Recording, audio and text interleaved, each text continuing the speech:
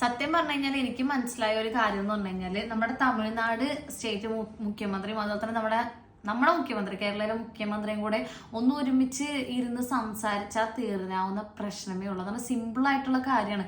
രണ്ട് സ്റ്റേറ്റും ഒരു മ്യൂച്വൽ അണ്ടർസ്റ്റാൻഡിങ്ങിൽ പോയി കഴിഞ്ഞാൽ ഒരു പ്രശ്നവുമില്ല.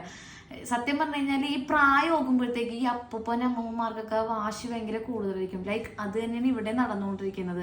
എൻ്റെ ഒരു അഭിപ്രായത്തിൽ പറയണമെന്നുണ്ടെങ്കിൽ ഈ 70s-ലെയും 80s-ലെയും 16 ആ ഒരു കാലഘട്ടത്തിലെ ആളുകളെ മാറ്റണമെന്നാണ് ഞാൻ പറയുന്നത്. ഇനി ഭരിക്കേണ്ടത് കുറച്ചും കൂടെ ഒരു യൂത്ത് ആയിട്ടുള്ള ആളുകളായിരിക്കണം മന്ത്രിസഭ ഭരിക്കേണ്ടതെന്നാണ് ഞാൻ പറയുന്നത്.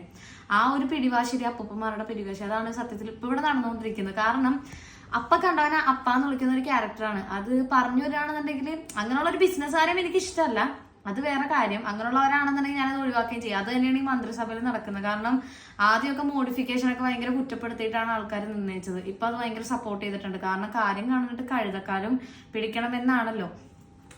ഇതൊന്ന് കുറച്ച് ആറി കഴിയുമ്പോഴത്തേക്കും പഴയതുപോലെ തന്നെ ആകും. എനിക്ക് ഇതിന്ന് മനസ്സിലായത്, ഞാൻ ഈ ഒരു സോഷ്യൽ മീഡിയ പ്ലാറ്റ്ഫോമിൽ നിന്നപ്പോ എനിക്ക് മനസ്സിലായ കാര്യം എന്താണെന്നറിയാമോ?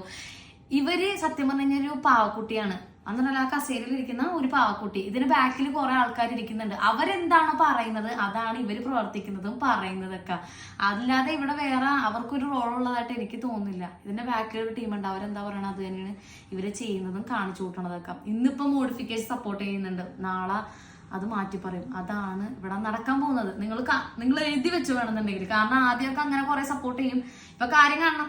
അപ്പൊ എന്തായാലും കഴുതക്കാല് പിടിക്കണം, അത് വേറെ നിവർത്തിയില്ലല്ലോ. അതുകൊണ്ടിട്ട് എന്തായാലും അവരത് ചെയ്യാതെ അവർക്ക് വേറെ നിവർത്തിയില്ല, അതുകൊണ്ട് അവരത് ചെയ്തിരിക്കും.